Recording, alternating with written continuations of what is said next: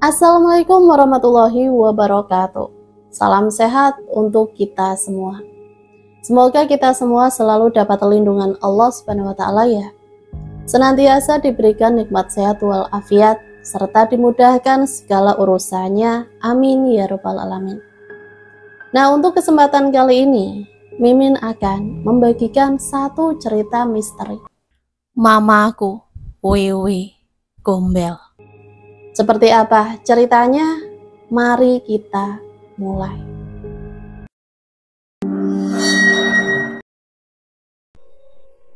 Duniaku berputar, kenangan tinggallah sebuah cerita yang mungkin akan terkubur seiring berjalannya waktu.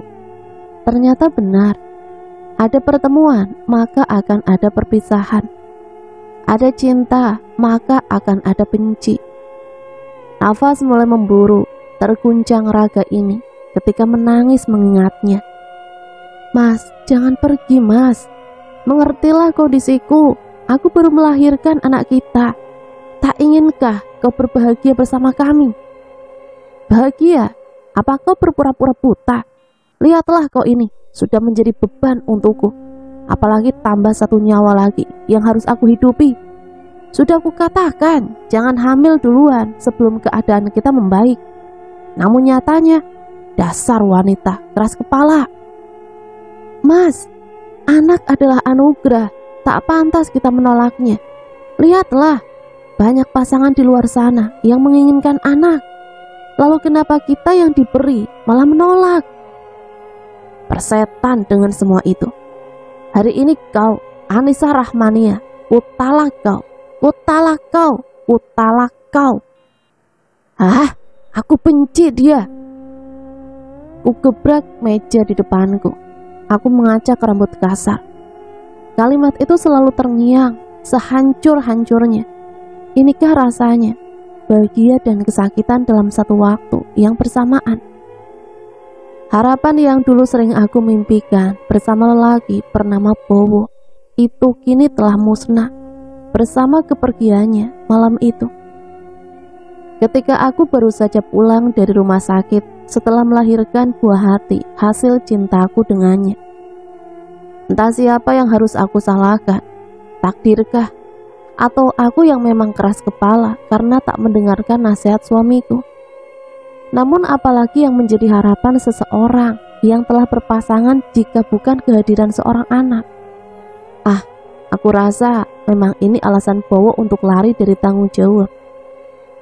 Ku tatap nanar bayi mungil di sampingku. Kadang aku merasa kasihan, ia lahir tanpa kasih sayang seorang ayah. Namun juga merasa benci. Mengingat bagaimana saat hadirnya dia, aku malah kehilangan orang yang aku cinta. Sedari kecil aku menyayanginya, karena tak ada lagi siapapun di antara kami. Setiap pagi hingga sore, ku ajak dia berjalan, berjualan kue basah. Syukurlah kami bisa makan sepanjang hari. Namun hati bisa saja berubah setiap saat. Ketika menginjak usia 6 tahun, Andra. Iya, Andra, nama yang aku sematkan untuk bayi mungil itu. Semakin hari wajahnya mirip sekali dengan ayahnya. Mata bulat berwarna coklat, hidung bangir dengan kulit putih, bibir merah muda dan berpipit tembam. Bila ayahnya ada di sini, mungkin aku akan bangga. Namun saat ayahnya tak di sini, akan lain ceritanya. Ayahnya seseorang yang amat kubenci selama ini. Seorang yang membuat aku hidup sengsara. Seorang yang tega menutup nuraninya di saat yang tidak tepat. Andra, apa kau buta? Ibu lelah. Tak bisakah kau memahami sedikit keadaan ini?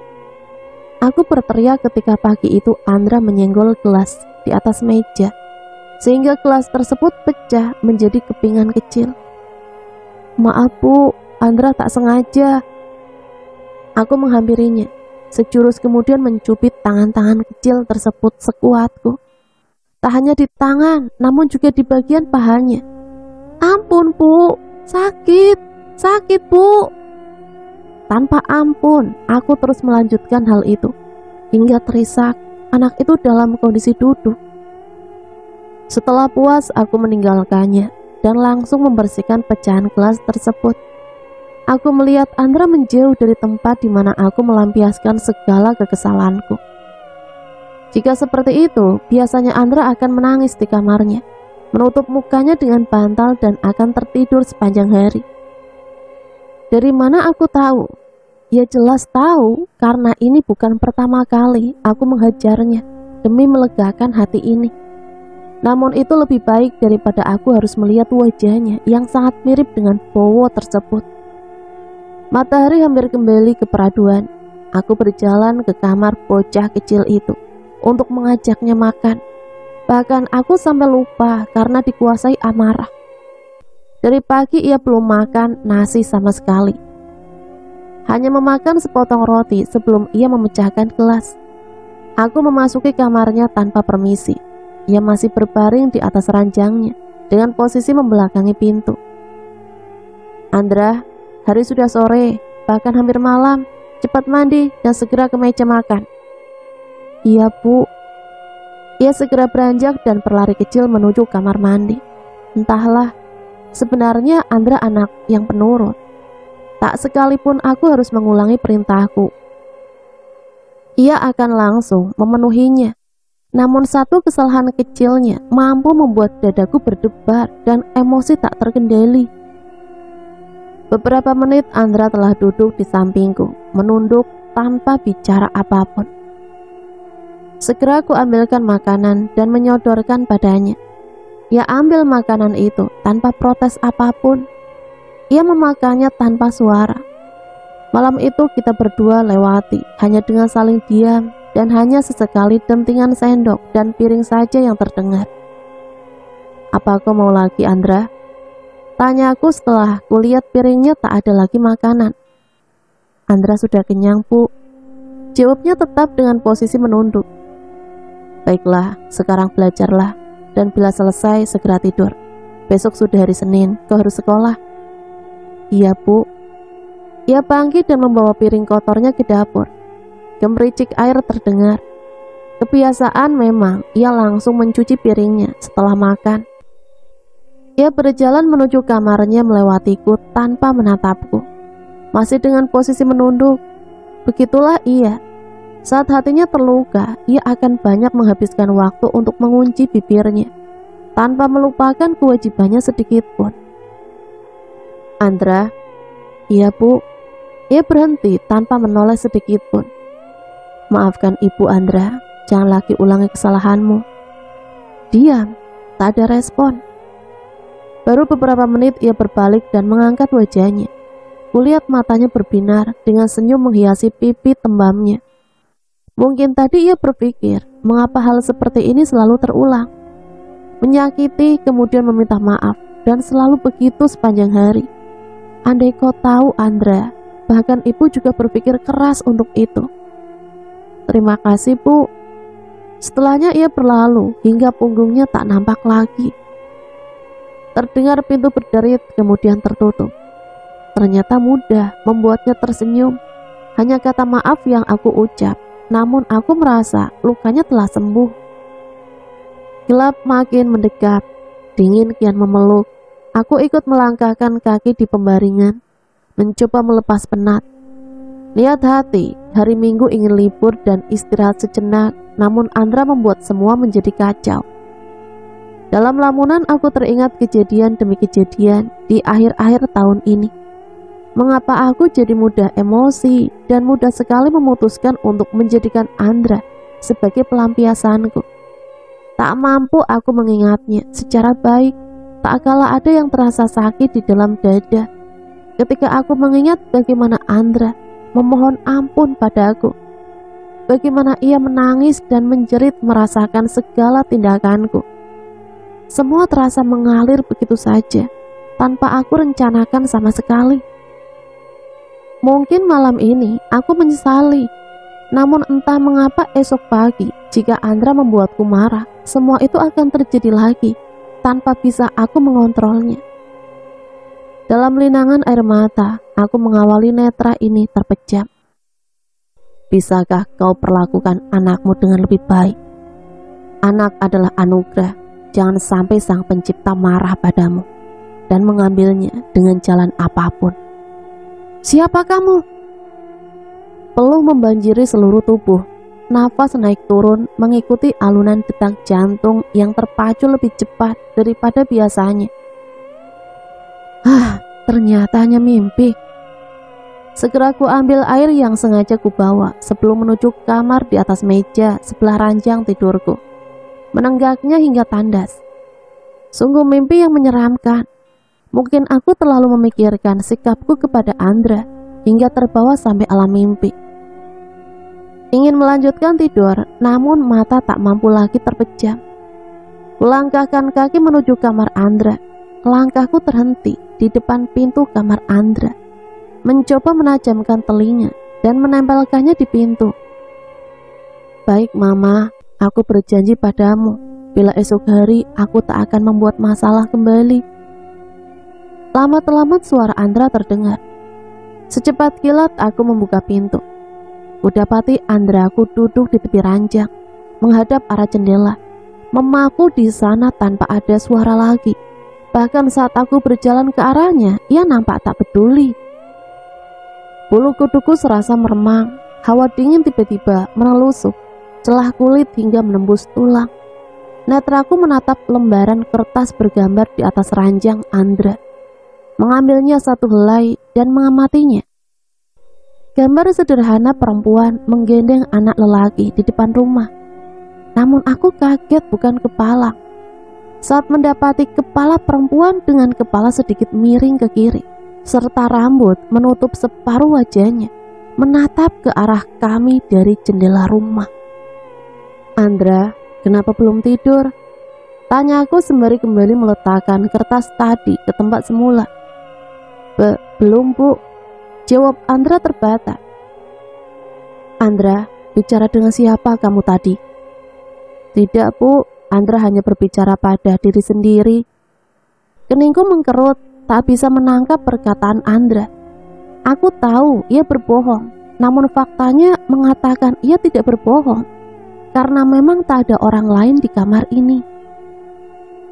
Cepatlah tidur, atau kau akan terlambat bangun esok pagi.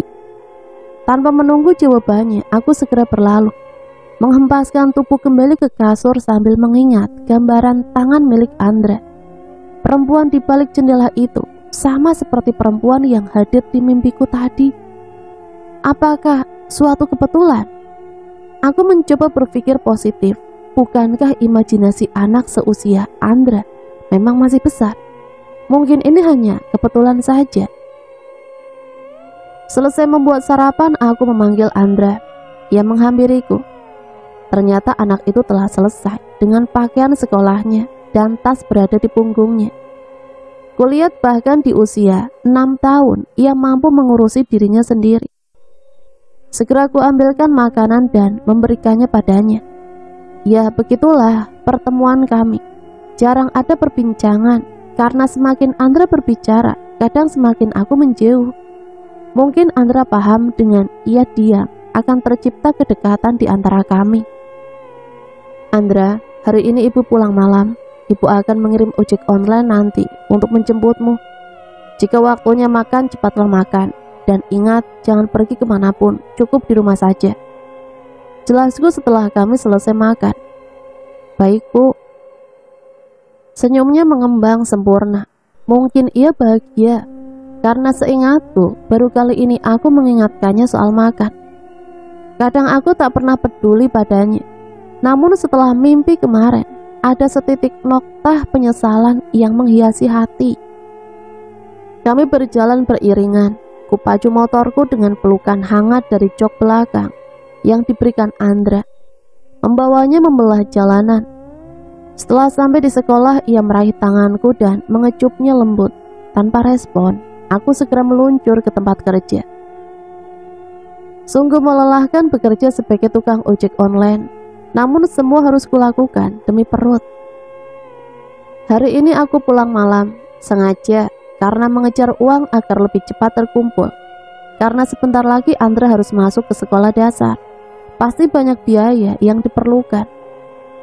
Kubuka pintu perlahan karena hari sudah malam. mataku membulat, mendapati Andra mencoret seluruh dinding ruang tamu. "Andra!" teriakku melengking. Aku menuju ke arahnya, kucubit tangan nakal itu, kemudian menamparnya dengan keras. Ia menangis terseduh-seduh di bawah sorotan lampu. Ia terduduk di tekuk kedua kakinya. Nampak pahanya ada beberapa jejak warna biru keunguan. Ketika celananya sedikit tersingkap, mungkin bekas kucubit kemarin pagi. Ia meminta ampun. Sekali lagi tak kupedulikan teriakannya itu. Aku lebih mendekat ke arahnya. Ku tarik tangan mungil itu untuk berdiri. Dan ketika aku hendak mendorongnya, tiba-tiba vas bunga di atas meja seperti dilempar ke arahku. Aku menatap vas yang berserakan tersebut. Diri ini jatuh terjerembab dan terseret menuju arah pintu hingga kepalaku membentur kaki kursi. Aku berteriak kencang dan segera duduk. Kuawasi sekitar dengan tubuh menggigil.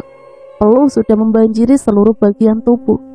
Bagaimana bisa aku terjatuh dan terseret begitu saja? Lampu berkedip cepat, nyalah mati. Aku semakin gemetaran saat lampu mati total. Terdengar langkah kaki dari arah Andra. Aku menutup mulut tak percaya. Aku melihat perempuan dengan baju putih, kepalanya bergerak ke samping kiri dan kanan secara beraturan. Rambutnya tergerai menutup separuh mukanya. Ia menghadap ke arahku, matanya melotot. Mukanya pucat dan penuh kemarahan. Dalam temaram karena pantulan cahaya dari luar rumah, aku jelas melihatnya. Ia mengangkat Andra dan mendekat ke arahku. Semakin lama semakin dekat. Kepalanya terus bergerak ke kanan dan kiri. Kakinya nampak tak sempurna. Terseok, ia berjalan mendekat padaku. Hingga semuanya gelap dan pagi itu kudapati Andra tertidur di pangkuanku, di lantai dekat pintu. Aku melihat sekeliling. Rumah sangatlah berantakan. Bahkan coretan di dinding pun masih utuh di sana. Coretan tangan Andra masih sama dengan gambar dua perempuan menggendeng anak lelaki di tengahnya dengan senyum lebar. Namun laki-laki satu perempuan yang menggendeng tangan kirinya. Perempuan dengan kepala miring ke kiri dan rambut menutupi separuh wajahnya. Kubangunkan Andra karena melihat jam di pergelangan tangan menunjukkan pukul 6 pagi.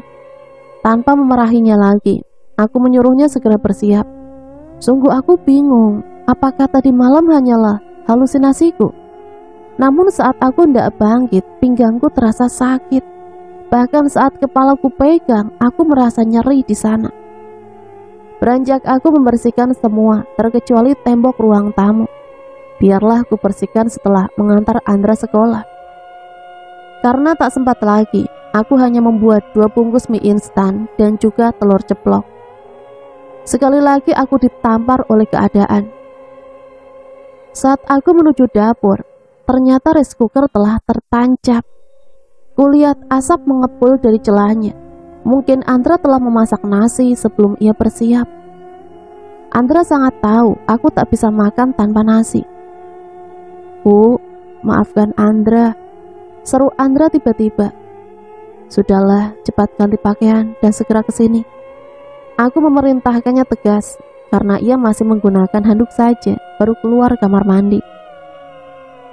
Kuantarkan Andra sampai ke sekolah dan menyelipkan uang saku di kantongnya. Tanpa ingin berbasa-basi, aku segera pergi ke toko bangunan, membeli cat tembok dan segera membersihkan coretan hasil karya Andra, agar aku bisa segera bekerja. Saat membersihkan gambar-gambar di tembok, mataku terpaku pada gambar perempuan yang selalu digambar Andra. Apalagi ia pernah datang ke mimpiku, bahkan malam kemarin. Apa itu cuma mimpi? Namun jika itu mimpi, bagaimana mungkin aku bisa tidur di lantai dengan Andra? Sungguh, aku seperti orang bodoh saat ini. "Assalamualaikum," terhenyak aku dalam lamunan, segera beranjak keluar rumah. "Waalaikumsalam. Mbak Sisi, ada apa mbak?" "Enggak mbak, saya cuma mampir kok. Enggak biasanya pintu rumah terbuka lebar. Apa tidak bekerja atau sakit?"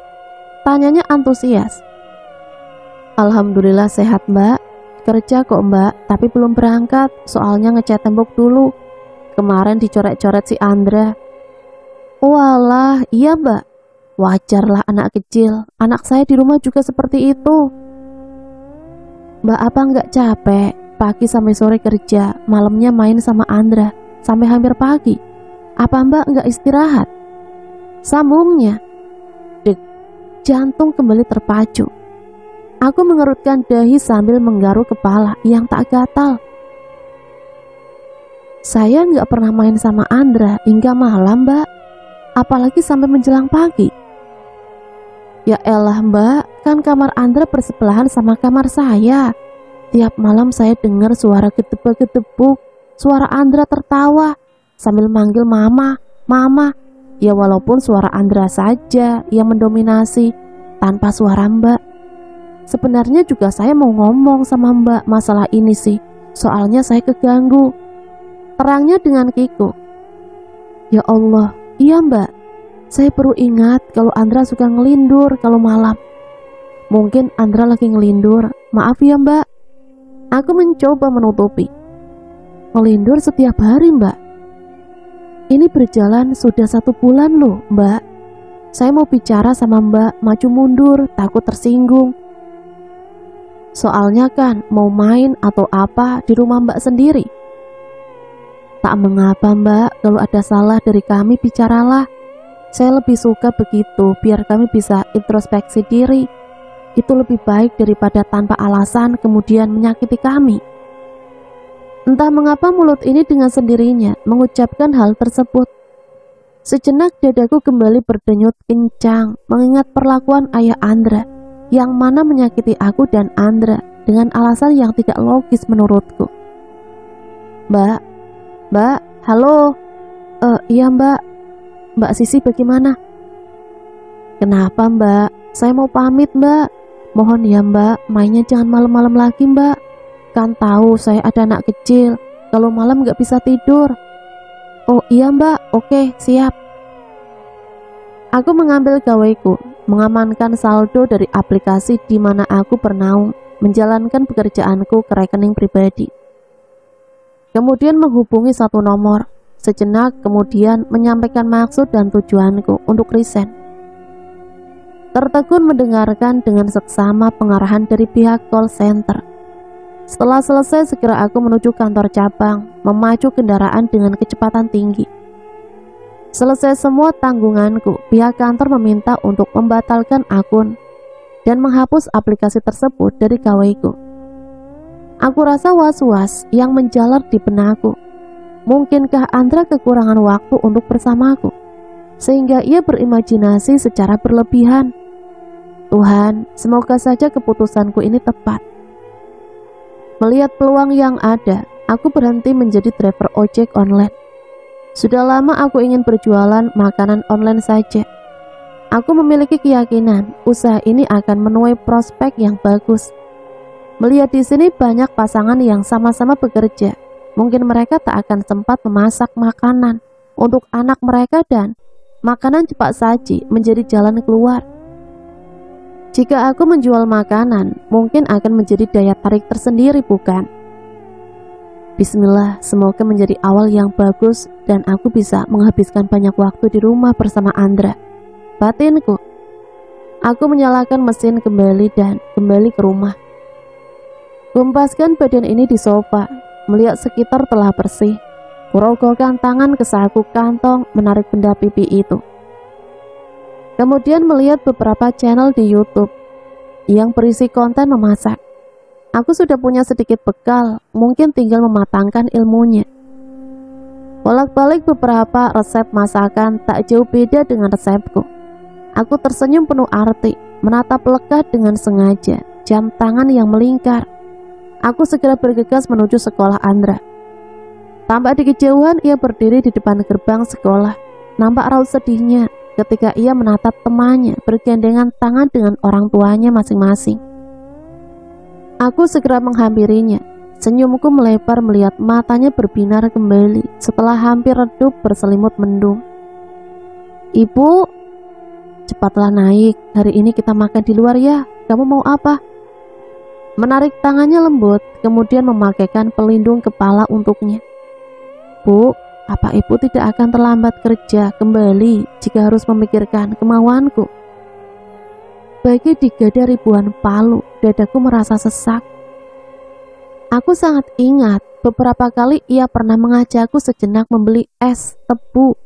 Namun aku mati-matian memarahinya, menyebutnya anak tak tahu diri, tak pandai mengerti keadaan orang tua. Dengan dalih lain, aku akan terlambat lagi bekerja. Tidak sayang, hari ini ibu tak bekerja lagi di sana. Ibu ingin membuka usaha baru, biar bisa temani Andra di rumah. Tanpa kata ia memelukku dari belakang, semakin erat dan penuh kehangatan. Mataku panas, mencoba beberapa kali menarik nafas agar tak memburu. Akhirnya setitik air berhasil lolos menerjang benteng pertahananku. Apa ibu sedang menangis? Tanyanya ketika tak sengaja, isaku terlepas karena kelemahan. Tidak sayang, ibu hanya tak tahan bau debu di jalanan. Rasanya seperti sedang flu. Kamu pegangan yang erat ya, ibu sedikit kencang membawa sepedanya. Baik bu. Berputar-putar roda melintasi jalanan. Aku menengok kanan kiri, melihat penjual es tebu dan segera berhenti di sebelahnya. Kuturunkan Andraku dari sepeda, memesan 2 gelas es tebu. Bagaimana hari ini sekolahnya Andra? Apa ada masalah? Tidak bu, hari ini tak ada masalah apapun. Andra sudah janji pada Allah, Andra gak nakal lagi biar ibu sayang sama Andra, gak marah lagi sama Andra, dan sekarang ibu sayang sama Andra. Buktinya Andra boleh membeli es tebu. Sudah lama bu, Andra ingin es tebu. Kata teman Andra, rasanya manis dan segar. Aku mengumpat dalam hati, harusnya aku tak lagi bertanya pada Andra. Semakin aku bertanya, rasanya makin banyak luka yang menganga. Sebelum Andra berbicara lagi, aku segera mencegahnya. Baiklah Andra, jangan bicara lagi ya. Sekarang kamu harus merasakan manisnya es tebu ini. Baca doa dan minumlah, kita akan mencari mie ayam. Wah, sudah lama bu, Andra tak memakan mie ayam. Entahlah, hari ini aku membuat keputusan yang tergesa-gesa menurutku. Aku merasakan sesuatu yang tak bisa aku mengerti. Hasrat untuk membahagiakan Andra terasa menggebu, seakan aku akan kehilangan dia. Ku tepi segala prasangka buruk yang menggerogoti jiwa. Ku nikmati hariku bersama Andra setelah lama dinding pemisah terbangun di antara kami. Cahaya jingga telah menerangi segala sudut dunia. Sepedaku tak berhenti mengitari jalanan bersama Andra, menuju ke rumah dan segera mandi. Lalu bersenda gurau bersama Andra hingga menemaninya tidur di kamar. Dengkuran halus Andra membuat dadaku sedikit berdesir. Ada rasa lain yang menjalar. Dengkuran yang dengan susah payah aku lupakan pernah menggema di sisiku. Ini kembali dari raga yang tak sama, dengan wujud yang berbeda. Aku mengelus paha Andra agar ia tetap terjaga. Namun ia mengeliat agak menjauh. Tampak luka membiru di sana lebih memudar daripada saat aku melihatnya kemarin. Ku ambil sebuah bantal, meletakkannya dekat dengan wajah Andra, ditemani bayangan bowo di kepalaku. Semakin mendekat dalam hening, aku semakin fokus. Tiba-tiba aku tersentak kaget. Konsentrasiku buyar begitu saja. Bantal kuletakkan kembali di samping Andra. Aku beringsut turun dari ranjang dan menghampiri sebuah lemari usang yang terletak persis di dekat jendela kamar Andra. Aku mendekatkan diri ke sana. Aku yakin suara itu berasal dari dalam lemari tersebut. Membukanya perlahan, mencari sesuatu yang mencurigakan. Namun nihil, tak ada apapun di sana. Hanyalah pakaian Andra dan beberapa tumpuk kertas di kotak paling atas. Kertas yang bergambarkan anak kecil dan 2 perempuan. Laki-laki seperti itu. Dari bayangan gambarnya hanya dominan gambar anak kecil dan 2 perempuan, dengan latar suasana yang berbeda. Apa Andra telah kehabisan akal? Pikirku.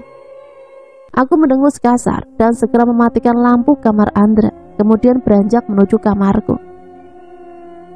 Entah jam berapa aku kembali mencoba bangkit saat menangkap suara Andra. Suara Andraku sedang menangis pilu.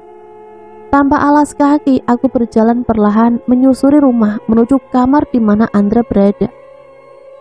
Aku berhenti di depan kamar Andra, kemudian sedikit menggeser hiasan dinding. Tadi pagi, setelah kesaksian Sisi, aku sengaja memberi lubang kecil di tembok menggunakan bor listrik. Di sana aku melihat Andra duduk di tepi ranjang, menghadap arah jendela. Tunggu, bukan ke arah jendela, namun ke arah lemari usang tersebut. Posisinya membelakangiku dan tak ada siapapun di depannya. Andra tetap terisak sebelum ia berbicara sendiri. Mama, bawa aku ikut bersamamu. Sekarang aku tahu, ibu hanyalah berpura-pura menyayangiku. Aku tahu ia ingin membekapku dengan bantal ini. Andra belumlah tidur saat itu terjadi.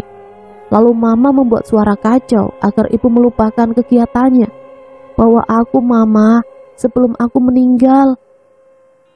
Jika hidupku beban untuk ibu, biarkan aku pergi mama. Namun bukan pergi yang akan menyulitkan ibu kelak. Jika aku pergi dengan cara ibu, bagaimana aku bisa melihat ibu dibawa polisi? Aku ingin pergi bersamamu mama. Andra menangis sesegukan dengan menggenggam bantal yang akan kupakai untuk mengakhiri segalanya. Aku ingin Andraku tak lagi menderita karena aku. Aku terjatuh ke lantai, terkulai lemas di sana. Tak dapat lagi aku membendung air mata. Sekuat tenaga aku mencoba agar tak terisak, hingga bau terasa terguncang hebat. Dengan langkah gontai ku tinggalkan Andraku bersama fantasinya. Siapakah mama? Apakah sosok seorang ibu dalam hayalannya? Entahlah. Semalaman mataku sembab tak terpejam. Sungguh aku tak pernah menyangka semua ini terjadi dalam hidupku. Segera kurai gawai di atas nakas, kulihat nomor asing menghubungi nomorku. Saat ku angkat teleponnya, nyatanya panggilan itu malah berakhir. Namun ternyata banyak pesan di aplikasi berwarna hijau tersebut. Bagaimana kabar Andra? Tolong berikan nomor rekeningmu. Aku ada sedikit rezeki untuk Andra. Balaslah, apa kau sudah tidur? Jangan sungkan, ini hak Andra. Aku banyak mendengar dari temanku, Andra akan masuk sekolah dasar bukan? Agak banyak biaya yang dibutuhkan. Aku mengetikkan sebuah pesan balasan untuk nomor tersebut dan segera mengirimnya, langsung centang biru dan dibalas. Siapa kamu? Maaf, aku tak butuh belas kasihan dari siapapun. Aku masih mampu menanggung segala beban Andra. Andra juga anakku, kau jangan egois. Tanganku mengepal kuat dan segera aku mengirim pesan suara. Apa? Egois kamu bilang? Apa kamu tak pernah berkaca? Sekian tahun aku bertahan demi Andra. Aku meredam beberapa bom yang kau letakkan di dadaku agar tak segera meledak. Dan sekarang kau datang mengatakan aku egois. Tunggu. Sekian lama kamu pergi dan sekarang kamu berbicara hak Andra. Yang mana itu tanggung jawab yang pernah kau abaikan? Apa rencanamu? Katakan. Jangan harap kau bisa mendekati Andra, walaupun hanya untuk bicara. Seseorang bisa berubah kapanpun. Bukan hanya aku, namun juga seperti kau. Kau dulu yang menyayangi Andra, lalu kemudian saat faktor genetikku menurun padanya, dan nampak nyata kau berubah menjadi monster bukan? Aku tak sepenuhnya lupa kewajibanku. Sebenarnya ada penyesalan setelah aku menolakmu, dan aku tetap mengawasimu dari jauh. Aku melihatmu bahagia dan nyaman bersama Andra tanpa aku. Makanya aku tak ingin menampakkan batang hidungku padamu maupun Andra. Namun aku sekarang meragukan kebahagiaan Andra bersamamu. Jawabnya tegas. Ku cari tombol blokir dan selesai. Lihatlah, dia datang kemudian kembali mencaciku. Apa ia tahu perjuanganku melawan dua sisi yang berbeda dariku? Pagi hari kulihat Andra telah bersiap seperti biasanya. Seperti tak ada masalah dan beban yang ia pikul. Sungguh anak yang pandai. Bahkan ia tak mau memakiku yang berusaha membunuhnya. Andra, kemarilah, mari kita makan, dan ada yang ingin ibu sampaikan. Ia perlahan mendekat. Ada binar keraguan yang terpancar dari matanya. Aku tahu, mungkin ia takut. Memang tak semudah yang dipikirkan. Menetralkan emosi adalah hal yang amat sulit dan aku memahaminya. Baiklah, maafkan ibu jika membuatmu kurang nyaman. Ibu hanya berpesan jika ada orang asing mendekatimu, walaupun sebatas bertanya, cepatlah menjauh, atau ibu akan marah padamu. Makanlah, ibu akan pergi ke pasar. Hari ini ibu tak bisa mengantarmu. Aku jalan kaki saja, Bu. Terangnya dengan ragu. Aku menoleh sejenak dan tersenyum, walau mendapat reaksi yang entah dari seorang Andra. Aku baru memulai usaha baruku hari ini. Aku masak beberapa menu hanya dalam porsi kecil. Ini awal permulaan. Aku hanya butuh gambaran saja untuk promosi besok. Setelah beberapa kali menjepretkan kamera dan berhasil mendapat gambar bagus, aku segera mengedit pencahayaannya agar sedikit lebih menarik. Setelah aku posting gambaran itu, dan alhamdulillah banyak yang ingin memesannya, segera aku catat dalam buku nota pesanan mereka agar aku mudah untuk mengerjakan pesanan mereka. Kupindahkan beberapa menu tersebut ke meja makan. Untuk pembukaan, maka Andra yang harus mencicipinya. Kakek ini langsung saja melangkah ke kamar mandi untuk membersihkan diri. Kemudian segera menyusul Andra ke sekolahnya. Berbekal satu-satunya motor yang kumiliki, raga ini melesat menemui Andraku. Kehadiran Bowo membuat aku takut kehilangan Andra. Sesamanya di lokasi, aku merasa kebingungan. Ternyata sekolah sudah sepi. Apa aku terlambat menjemput Andra? Batinku. Hanya ada satpam saja di sana. Pak, apa jam sekolah sudah berakhir? Tanyaku pada lelaki berbaju satpam tersebut. Iya mbak, sudah. Hari ini kan hari Jumat. Seperti biasa, pulang 1 jam sebelum jam kepulangan saat hari lain. Astagfirullah, aku menepuk jidat. Aku sampai lupa, lalu kemana Andra? Kenapa belum sampai di rumah? Oh iya pak, maaf saya lupa. Apa bapak melihat anak saya, Andra? Andra anak B2 bukan bu? Iya pak, benar. Oh iya, kebetulan ibu yang tadi saya tunggu. Tadi Andra dijemput oleh ayahnya. Ia berpesan nanti jam 5 Andra akan diantar pulang. Tadi ayahnya sudah menjelaskan semua di kantor guru. Ia juga meninggalkan kartu tanda penduduknya sebagai jaminan bahwa ia benar orang tuanya. Jelas satpam tersebut. Baiklah pak, terima kasih. Aku kembali menunggang kuda besiku menuju rumah. Ku kepalkan tanganku erat. Sungguh Andra, bahkan aku sudah berpesan padanya. Inilah yang membuat aku benci pada Andra. Hal yang fatal menurutku malah selalu dilanggar. Halo Bowo, cepat bawa Andra pulang ke rumahku. Lancang sekali kamu. Aku langsung memaki ayah Andra. Setelah ku buka blokiran nomornya dan menghubunginya. Sabar Nisa, aku hanya mengajak Andra jalan-jalan. Kamu jangan marah, aku tak akan menculiknya. Aku akan membawanya pulang sebentar lagi. Cepat pulang atau aku akan melaporkan kau, bentakku. Oke, siap. Kemudian sambungan diputus begitu saja. Aku mengumpat kasar, bolak-balik menengok ke jendela, berharap Andra akan cepat pulang. Baru setengah pukul 5, pintu diketuk. Aku segera berlari menuju pintu depan. Di sana aku melihat Bowo menggendong Andra dan menurunkannya setelah aku membuka pintu. Andra, cepat masuk, mandi dan ke kamar. Aku menatap bengis ke arahnya. Maaf bu, tapi bapak ini bilang, iya ayahku. Bukankah seorang ayah, bukanlah orang asing. Andra berusaha menjelaskan. Siapa yang bertanya padamu? Apa kau tuli Andra? Hah? Aku spontan mengangkat tanganku. Andra, cepat masuk nak, biar ayah yang menjelaskan pada ibu. Seloroh Bowo sambil menahan tanganku. Andra berlalu. Aku menurunkan kembali tangan ini, kemudian mengacak rambut kasar dan terduduk lesu di tengah pintu. Kenapa anak yang kau jadikan pelampiasan? Bila kau marah, aku sudah ada di sini. Biarkan aku menggantikan posisi Andra untuk kau marahi. Marahlah padaku. Bowo berbicara pelan dan santai. Ia langkahkan kakinya ke ruang tamu, melewatiku begitu saja tanpa permisi. Aku berdiri mengambil vas bunga, kemudian melempar ke arahnya.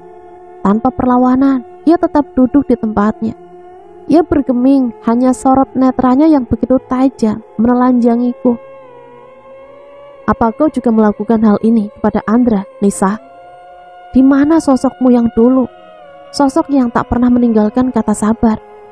Aku pikir kau perlu aku bawa ke kiai. Kau tak ubahnya seorang iblis. Iblis, teriak iblis. Apa kau tidak salah, Bowo? Kau yang meluruhkan segala kesabaran yang dulu pernah kupatri dalam diriku. Apa urusanmu terhadapku hingga kau menyebut aku sebagai iblis? Pernahkah kau berkaca atau sekedar merenungi ulahmu? Hah? Tak ada manusia yang sempurna di dunia ini. Asal ada keinginan dan niat berubah, aku rasa tak terlalu buruk. Tidak seperti kau yang hanya terus berjanji namun tak ada yang kau tepati. Ia berteriak lebih kencang. Aku seperti tertampar, hanya menangis yang bisa aku lakukan. Berubahlah atau kau akan menyesal. Bowo berbisik kemudian berlalu pergi entah kemana. Aku murka setelah kepergian Bowo.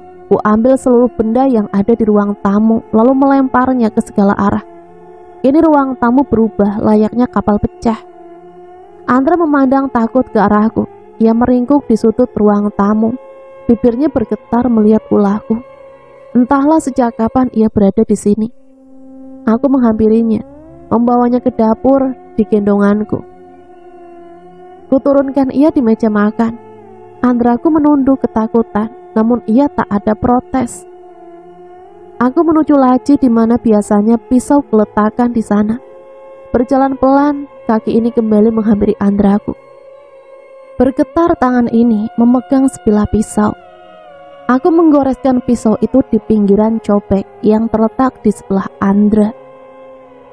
Andra, ibu lelah dengan keadaan ini. Takdir terus mempermainkan kita, nak. Apa kau mau damai bersama ibu di tempat lain? Aku mencoba memandang matanya yang menunduk, mencari jawaban dari bibir mungilnya.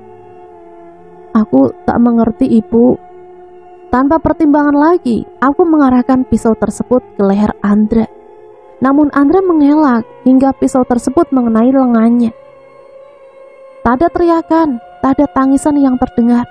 Hanya darah yang mengucur deras dari lengan Andra. Menjadi saksi betapa kejamnya manusia yang disebutnya ibu. Ampun, Bu, biarkan Andra pergi sendiri. Jika ibu melukai Andra, ayah akan membawa ibu ke kantor polisi. Ayah mengucapkannya tadi siang. Andra tak akan mampu melihatnya, Bu. Biarkan Andra pergi, Bu. Ia mengibah. Tak akan ada lagi kesempatan Andra. Bahkan polisi tak akan membawa siapapun, karena kita akan pergi bersama. Dalam hati yang hitam, aku terus melancarkan aksiku, hingga pisau yang kupegang terlempar begitu saja. Aku menjerit, "Siapa kamu? Munculkan wujudmu!" Berkali-kali aku menjerit karena tubuhku yang terlempar ke sana kemari tanpa alasan. Terhuyung jatuh dan tersungkur berkali-kali. Kepalaku berdenyut kencang. Tak kalah menghantam tembok beberapa kali. Aku memegangnya pelan. Darah menempel di telapak tangan. Dalam ketegangan sosok itu berdiri di depanku. Perempuan berambut panjang dan berdaster putih. Kepalanya menggeleng ke kanan dan ke kiri, berjalan dengan terseok-seok ke arahku, memegang pisau. Cahaya yang tertangkap netra semakin menipis, hingga sebelum semua berlalu, aku melihat Andraku tersenyum. "Jangan sakiti ibu, Mama. Ayo kita pergi," ujarnya lemas. Mungkin ia merasakan sakit di lengannya. "Andra, di mana Andra, Nisa?" Aku ternyata kaget melihat Bowo dan beberapa polisi di depanku. Namun mereka menanyakan Andra padaku. Aku tak tahu soal Andra. Jawabku enteng. seketika tamparan itu mendarat di pipiku. Kamu bilang kamu tak tahu, polisi menemukan pisau bersimbah darah di sini. Sampai kapan kau akan terus menjadi pendosa dengan terus berdusta? Aku tak akan mengampunimu jika terjadi sesuatu dengan Andra. Oh, berteriak kencang di hadapanku setelah ia layangkan satu tamparan keras di pipiku. Itu tak lebih sakit dari apapun. Aku tersenyum puas melihat Bowo seperti itu. Sudut pandang Bowo. Mungkin sebagian besar orang akan mengatakan aku sebagai suami, seorang ayah yang tak bertanggung jawab. Aku menerima segala tuduhan-tuduhan tersebut dengan lapang dada. Tak mengapa mereka menyebutku begitu. Bukan karena anak, aku meninggalkan Nisaku, wanita yang telah aku pilih sebagai pendampingku itu. Namun kebohongan yang ia sematkan dalam perjalanan hidup kami. Malam itu setelah 2 bulan pernikahanku dengan Nisa. Tak tahu mengapa aku dikeluarkan dari pekerjaanku sebagai buruh pabrik, bagian operator produksi, dengan dalih pengurangan karyawan. Uang pesangonku coba putar untuk membuka usaha, dan 3 kali juga aku gagal. Imbasnya uang pesangon habis sia-sia.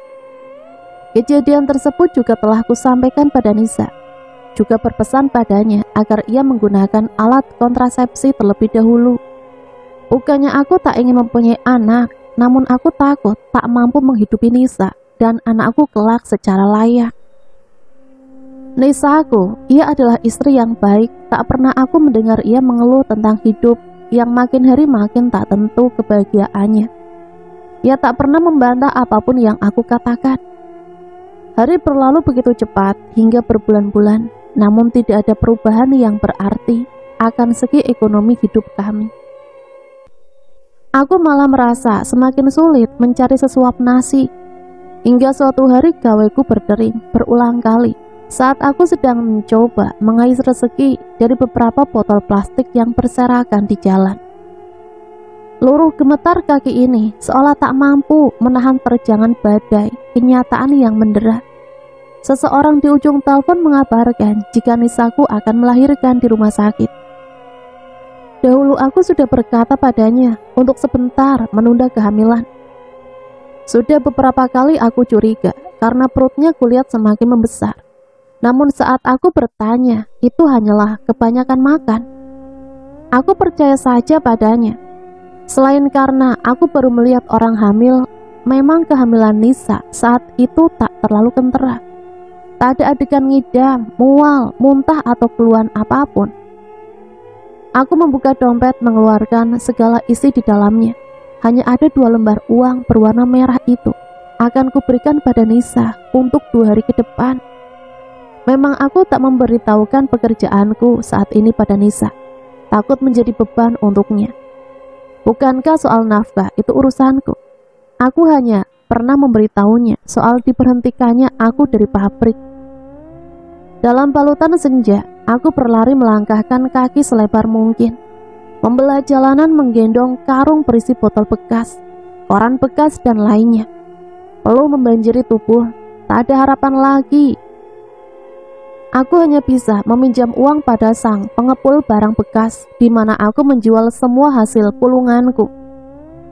Menggenggam erat tangan berisi uang, kembali ku forsir kakiku untuk melangkah menuju rumah sakit.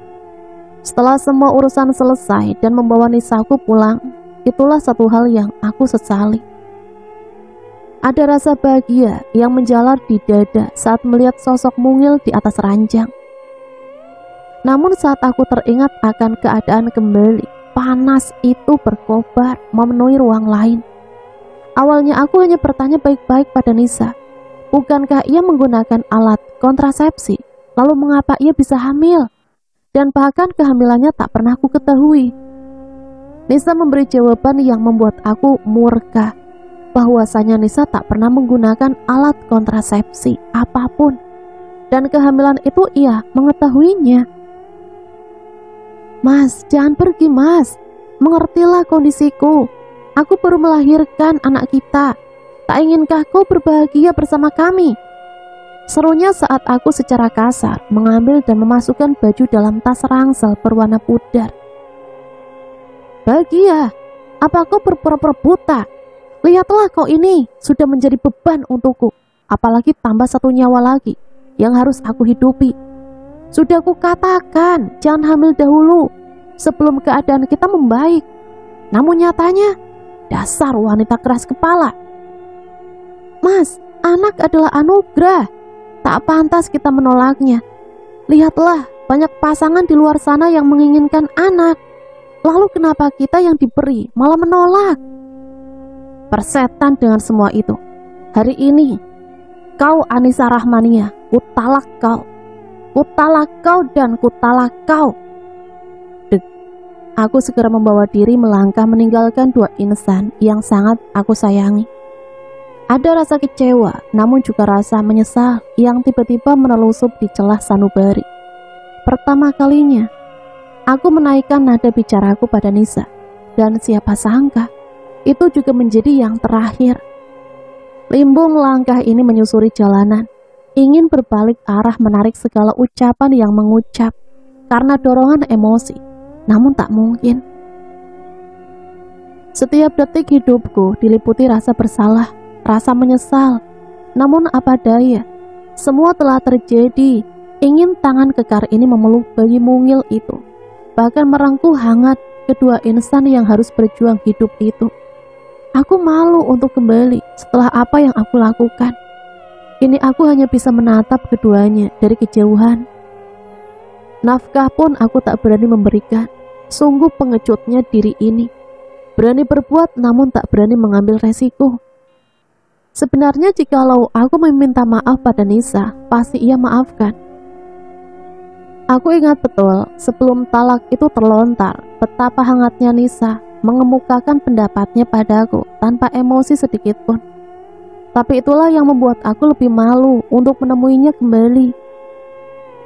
Aku hanya mengawasi mereka dari jauh, lalu memberi uang pada beberapa ibu-ibu yang kadang aku temukan bergerombol di teras rumah, menyuruh mereka membeli dagangan kue milik Nisa, dan memborongnya agar mereka tak berjalan terlalu jauh.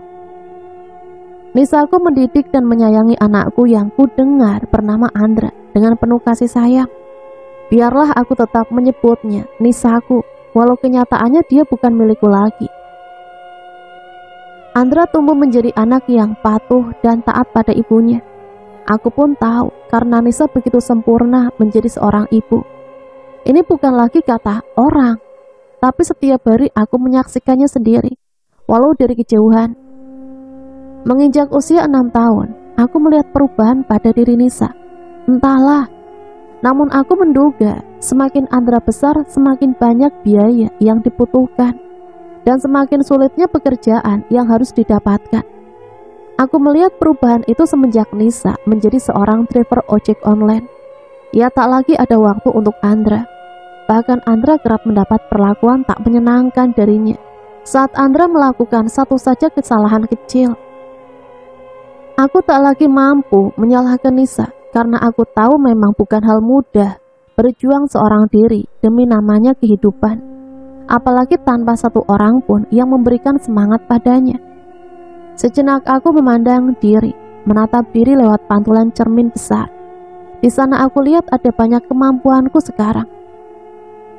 Berbagai tanya terngiang di telinga. Haruskah aku kembali untuk menghentikan segala kemurkaan Nisa terhadap Andra? Ya, aku harus kembali. Aku harus bertanggung jawab mengobati segala luka yang pernah aku torehkan. Aku bukan kembali untuk Andra saja, namun juga membawa Nisa dalam hidupku kembali. Beberapa kali aku mencari tahu nomor Nisa. Akhirnya aku dapatkan. Aku akan menjadikan chat sebagai awal usahaku. Semoga ia merespon. Siapa kamu? Maaf, aku tak butuh belas kasihan dari siapapun. Aku masih mampu menanggung segala beban Andra. Lihatlah, sekarang Nisa menjadi orang yang terlalu mandiri hingga ia kelihatan sangat sombong. Keesokan harinya, aku mencoba melangkah lebih jauh. Aku selalu mengawasi Andraku saat bersekolah, karena beberapa bulan terakhir aku sering melihat Andra tak dijemput, begitupun hari ini. Hari ini hari Jumat, bel sekolah telah usai. Aku melihat Andra berdiri di depan pagar sekolah, hingga sekolah sepi. Aku menghampirinya, namun ia tampak menghindar. Karena tak ingin membuatnya ketakutan, aku masuk ke dalam sekolah. Ruang kantor masih buka. Aku berjalan ke sana, duduk dan menjelaskan semua pada guru Andra bahwa aku adalah ayahnya. Pihak sekolah tak serta-merta percaya begitu saja, karena mereka memang tak pernah melihatku. Begitu juga Andra yang tak mengenalku. Dengan berbagai cara aku mencoba membawa Andra, hingga aku meninggalkan KTP dan beberapa kartu lain kepada guru tersebut untuk dijadikan jaminan. Aku membawa Andra ke beberapa wahana bermain, juga ke sebuah pusat perbelanjaan yang besar, memberikan semua yang Andra mau. Sungguh anak ini sangat mirip denganku. Gaweku berdering saat aku dan Andra menikmati semangkok soto. Aku sendiri menjauh dari Andra. "Halo Bowo, cepat bawa Andra pulang ke rumahku. Lancang sekali kamu." Aku mengetuk pintu rumah Nisa, membawa Andra di gendonganku, kemudian menurunkannya di depan pintu. "Kenapa anak yang kau jadikan pelampiasan? Bila kau marah, aku sudah ada di sini. Biarkan menggantikan posisi Andra untuk kau marahi. Marahlah pada aku." Karena tak fokus, aku tak tahu kapan Nisa berdiri. Yang aku tahu, Nisa melemparkan sebuah vas bunga padaku, yang meninggalkan luka setelah vas itu menghantam. Aku tak lagi ingin mengulangi kesalahan kedua. Biarlah ia marah padaku dan melampiaskan segala kemarahannya padaku. Aku hanya mampu menatap Nisa dengan senyuman yang entah. "Berubahlah atau kau akan menyesal." Aku berbisik pada Nisa. Bukan aku mengancamnya, namun aku khawatir pada Andra. Baru beberapa meter dari rumah Nisa, Sisi menelponku. Ia mengabarkan bahwa ada suara gaduh dan berisik dari rumah Nisa. Setelah Sisi mengintip, nyatanya ada hal yang menakutkan terjadi di sana. Ingin menolong, ia tak berdaya. Ia menyuruhku menghubungi polisi. Setelah kedatangan polisi, aku dan polisi mendobrak pintu secara paksa dan menemukan Nisa terkapar pingsan di dapur. Di sana kutemukan pisau bersimbah darah. Aku mencari Andraku ke semua ruangan dan nihil. Sekian tahun aku mengenal Nisa, baru kali ini aku mengangkat tanganku untuknya. Aku menamparnya, tapi ia hanya tersenyum miring. Terhenyak akan perlakuanku, aku segera menghampiri polisi, meminta pendapatnya. Akhirnya malam itu Nisaku dibawa ke kantor polisi dan semua barang bukti diamankan. Kembali ke Nisa. Aku tak tahu apa yang Bowo katakan pada dua lelaki berpakaian sama tersebut. Mereka membawaku pergi naik mobil, meninggalkan Bowo di rumah itu sambil berteriak memanggil nama Andra. Aku senang melihatnya seperti itu. "Hai Pak, lihatlah Bowo itu. Ia teriak-teriak seperti orang gila. Kenapa ia mencari Andra? Dahulu ia tak pernah menginginkannya, bahkan pergi meninggalkannya saat Andra hadir." Aku pikir jiwa wanita ini sedang terguncang, Ci. Cerca pria bertek nama Rio sambil memandang temannya yang bernama Aji. "Nanti kita coba interogasi." Sepanjang jalan aku hanya menyanyi riang, tertawa lepas.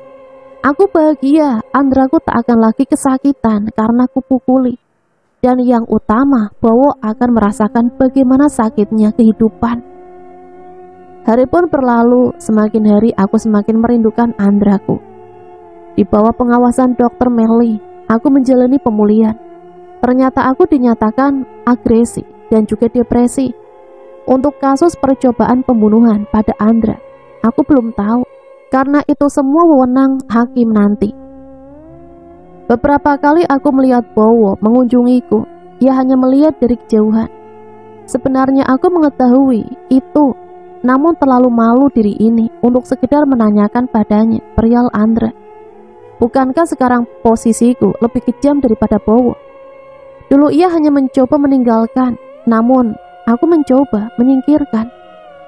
Nasi telah menjadi bubur. Tak mampu lagi aku membendung rasa rinduku pada Andra. Aku yakin ia masih hidup. Aku hanya sempat melukai lengannya saja waktu itu. Bila waktu memberi kesempatan, aku hanya ingin memeluknya dan meminta maaf pada Andra. Biarlah Bowo membawa Andra. Aku telah ikhlas bila mana Bowo menginginkan hal itu. Di netranya aku menemukan kesungguhan. Walau nyatanya aku belum tahu sesungguhnya apa yang aku yakini darinya. 2 bulan berlalu, tetap saja tak pernah Andraku menampakkan diri. Hingga satu waktu, aku memberanikan diri memanggil Bowo. "Mas, kesini." Aku mencoba memaksakan tangan bergerak ke arahnya dengan senyuman yang mungkin sangat kaku. "Nisa." Ia menoleh padaku dan berlari kecil menghampiri raga ini. Di balik jeruji, tak kusangka ia dapat masuk menggunakan kunci yang ia rogoh di sakunya. "Mas, apa Andra marah padaku? Bagaimana keadaannya? Baik bukan?" "Dek, maafkan aku." Ia tertunduk menenggelamkan wajahnya menatap bumi yang ia pijak. "Kenapa, Mas?" Aku merasakan sesuatu kembali menyeruak dalam dada. Sesuatu rasa yang pernah aku rasakan ketika aku kehilangan Bowo dulu. Air mata ini seolah tahu bahwa empunya kini telah dirundung rasa was-was. "Aku sudah mengurus semuanya. Kita akan pulang, nanti akan kujelaskan dari rumah. Namun bolehkah aku bertanya padamu?" Aku mengangguk mengiyakan permintaannya. "Apa kau merindukan Andra, Nisa? Apa kau?" Ia menghentikan kalimatnya, tak kalah dengan sikap telunjuk ini menghampiri bibirnya. "Apa kau tak mendengar semua penjelasan Dokter Melly, Mas? Apa kau tak melihat keadaanku setelah membaik? Apakah harus kukatakan bila aku menyesali semua perbuatanku? Maafkan aku, tak bisa menjadi ibu yang baik." "Baiklah, aku percaya padamu, Nis. Maaf, aku tak mampu memahamimu." "Mas, bisakah kau bantu aku? Aku hanya ingin bertemu Andraku. Aku janji akan mempertanggungjawabkan semua yang aku lakukan nanti setelah aku bertemu Andra. Biarkan aku meminta maaf padanya, Mas." "Tak akan ada yang bertanggung jawab. Ini semua takdir. Kita akan bersama menjalin hidup baru. Berjanjilah padaku, sayangi Andra. Kau boleh membenciku, namun aku ingatkan, Andra tak berdosa, Nisa." "Bagaimana aku bisa lepas dari sini, Mas? Aku jelas bersalah." "Tak ada satu hal yang tak mungkin bila ada uang. Aku akan menebus segala dosaku selama ini." Bowo merengkuh tubuh ini dalam pelukannya. Bukannya marah, aku justru merasa nyaman. Kenyamanan yang dulu sempat nyah, ini kembali aku rasakan. Aku memang sempat menjadi wanita kuat, namun bukan berarti aku tak bisa menangis. Kutumpahkan segala sesak dan semua beban derita yang selama ini merindukan sandaran. Melesat mobil Pajero mewah yang kutumpangi ini membelah jalanan kota. Semilir angin menyapu wajah secara halus, bebarengan dengan kaki yang menginjak halaman luas sebuah rumah mewah. Terasa begitu tentram, namun tetap hati merasa gelisah. "Di mana Andra, Mas? Apa ada di dalam?" Tanyaku ragu. "Masuklah, kita bicara di dalam." Menapa kaki ini masuk ke dalam rumah. Tanpa permisi, Bowo membuka pintu dan membawa diriku melangkah.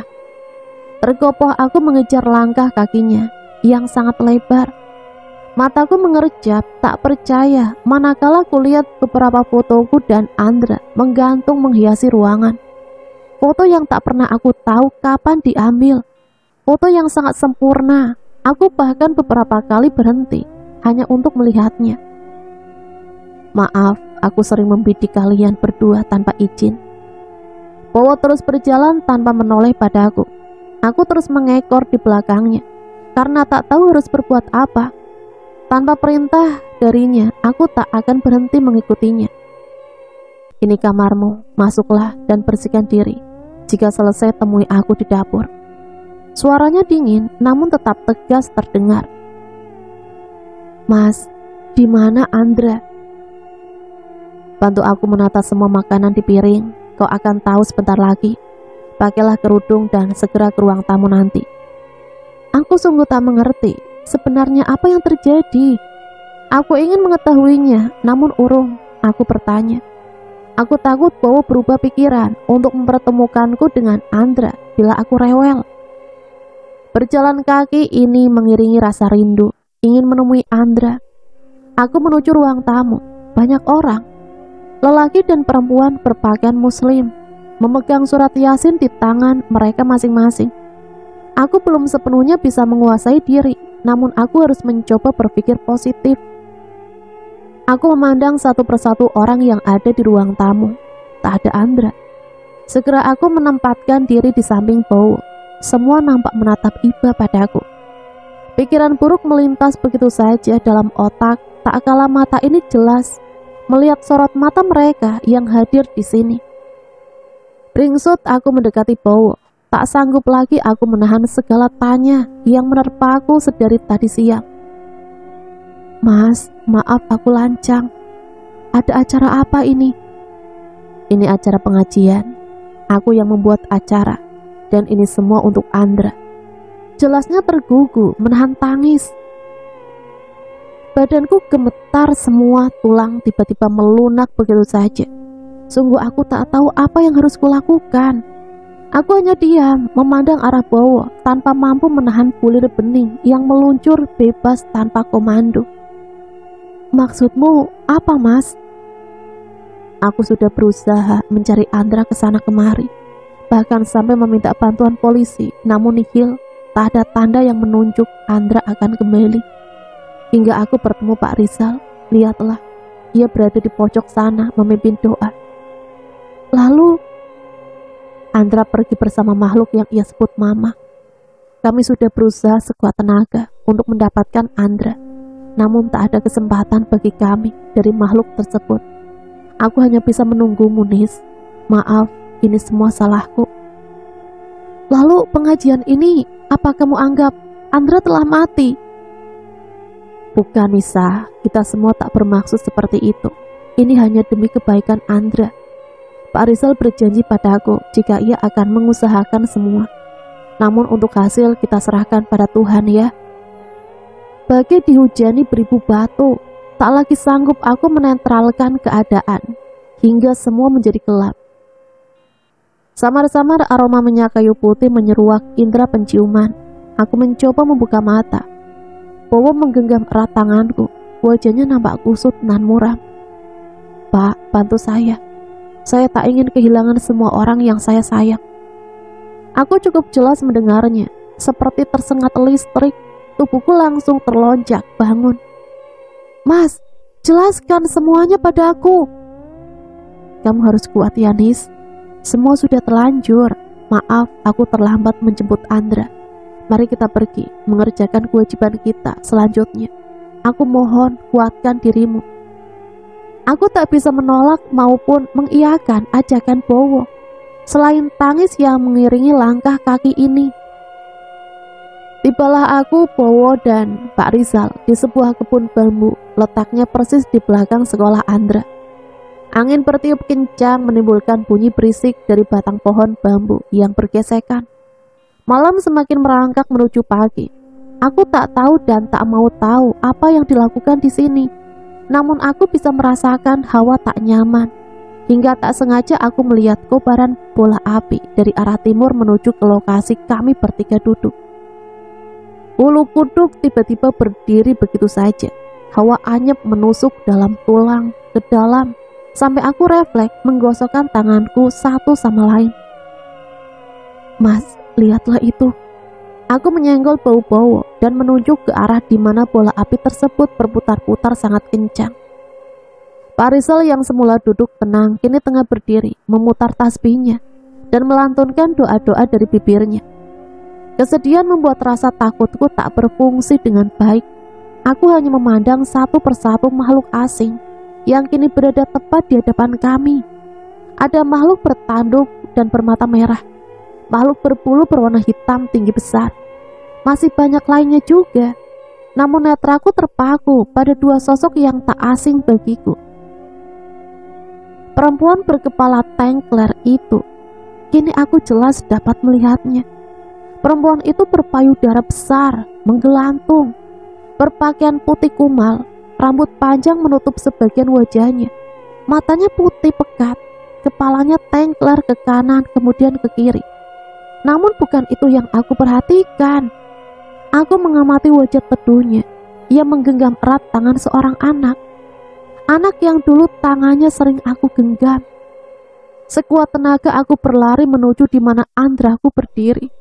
Namun Bowo menahan langkahku, memberi isyarat agar aku berhenti dan bersabar. Kenapa membawa pasukan? Bukankah kita yang terlibat? Pak Rizal bergumam. Manusia itu tak semua dapat dipercaya. Aku hanya berjaga-jaga. Katakan tanpa basa-basi, apa tujuan kalian ingin bertemu denganku? Perempuan itu menjawab dengan suara berat dan membawa Andraku dalam pelukannya. Kenapa kau masih bertanya? Aku mengambil Andra. Ia bukan dari golonganmu. Tak seharusnya ia bersamamu. Pak Rizal meninggikan suaranya. Perempuan itu hanya tersenyum miring, namun matanya menampakkan sorot kemarahan. Aku beralih menatap Andra. Wajahnya pucat, ada luka di lengannya. Bahkan luka itu kini banyak dihuni oleh belatung-belatung kecil. Bajunya sama seperti terakhir kali aku melihatnya. Baju penuh noda darah dari luka yang menganga di lengannya. Andra, ini ibu nak. Kemarilah, ayo kita pulang. Maafkan ibu. Ibu janji tak akan lagi membuatmu bersedih nak. Teriakku keras. Andra bergeming, tak ada lagi senyuman indah itu. Hanya raut kesedihan yang ia tampakkan. Sesekali Andra melihat ke arah perempuan yang ternyata ia panggil mama itu. Tatapannya memohon, namun kemudian pasrah. Hatiku tercapik penuh luka. Aku sungguh ingat betapapun Andra berulang kali melakukan hal itu padaku. Ia tak akan pernah menuntut keinginannya. Aku tahu ekspresi yang ia tunjukkan sekarang adalah ekspresi ketika ia menginginkan sesuatu, namun tak terkabul. Tahukah kalian, setiap hari Andra mendoakan kalian dimanapun berada. Ia memohon agar seseorang yang memiliki jabatan ibu dan ayah selalu diberikan kesehatan, kebahagiaan dan kemudahan dalam segala urusan. Walaupun pada nyatanya, orang yang selalu ia sebut dalam doanya tak pernah melantunkan sepaid doa pun untuknya. Tahukah kalian kondisi Andra? Beban Andra saat di sekolah, ia dibuli oleh temannya karena tak memiliki ayah dan memiliki ibu yang hanya tukang ojek, bukan ibu rumah tangga yang bisa mengurus mereka dengan baik. Itu terjadi sepanjang hari. Tahukah kalian, saat Andra selalu menghentikan aksiku untuk membalas kesakitannya, terutama kau Nisa, bila tidak kau mungkin sudah menjadi bangsaku. Terseduh perempuan itu mengatakan, kalian manusia hanya posisinya, tapi ternyata kita sama saja. Dan faktanya manusia lebih buruk. Bahkan gelar ibu tak lagi mampu menyentuh nurani yang salah menangkap persoalan. Apa yang kalian inginkan lagi? Aku memang bukan manusia, namun aku masih memiliki hati. Setelah aku mengamankan Andra, aku masih memberikan kalian waktu hingga 1 bulan. Namun tak kunjung kalian mencari Andra, dan hasilnya sekarang biarkan Andra bersamaku. Pulanglah kalian. Perempuan itu terus berbicara dengan nada beratnya sambil menggelengkan ke kanan dan ke kiri. Apa maksudmu? Kembalikan Andra, bentak Pak Rizal. Aku tak akan membiarkan Andra kembali. Dan memang Andra tak akan lagi bisa kembali. Ia telah menjalani hidup sebagai bangsaku. Setelah 1 bulan, aku menunggu kalian, namun kalian tak mencari Andra. Tahukah kalian, Andra selalu merindukan kalian. Ia terus memandang ke perbatasan dunia kita, berharap kalian menjemputnya. Namun, perempuan itu melayang, tetapi membawa Andra dalam pelukannya dan pergi bersama gerombolannya. Andra! Aku terus meronta, berteriak kencang dan mencoba mengejar Andraku. Bowo merengkuh diri ini kembali dalam pelukannya. Tak ada kata yang terucap dari kami bertiga, selain isak tangis dari bibirku dan Bowo. Keadaan ini sangat sulit. Maaf nak Bowo, ikhlaskan anakmu. Saya akan terus mencari cara supaya jasadnya segera dikembalikan, agar bisa disempurnakan. Mungkin ini takdir Allah. Tidak mungkin mas, tidak mungkin. Tidak mungkin. Yakinlah ini semua hanya mimpi. Andraku, sayangku, kembalilah pada ibu, nak. Akhirnya semalaman kami bertiga berada di lokasi. Baru setelah kumandang azan subuh, Bowo menuntunku pulang sambil membisikkan alasannya padaku, mengapa aku harus pergi.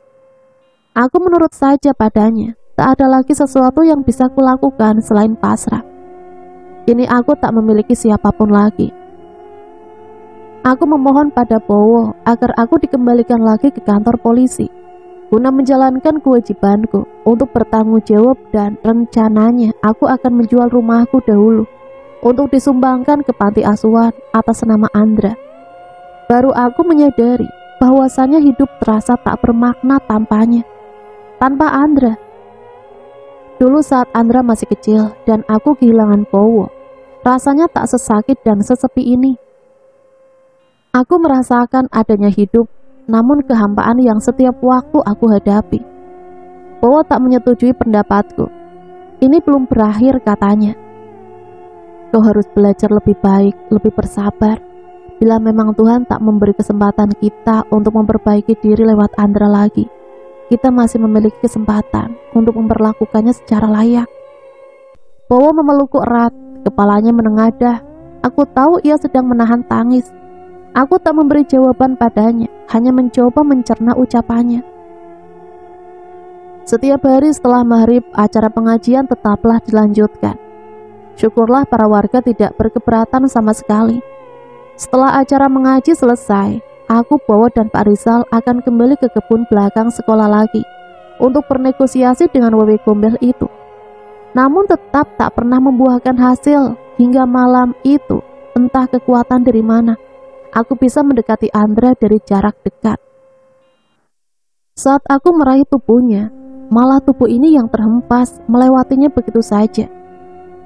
Tawa dari makhluk itu menggema di telinga. Ia menertawakan usahaku untuk memeluk Andra. Tolong kembalikan Andra padaku, makhluk yang Andra panggil mama. Kau boleh mengambil nyawaku, menukarnya dengan Andra. Di sini aku yang bersalah, tolong jangan hukum orang lain. Jangan susahkan orang lain. Aku terisak pelan berada di depan Mama Wewe Gombel.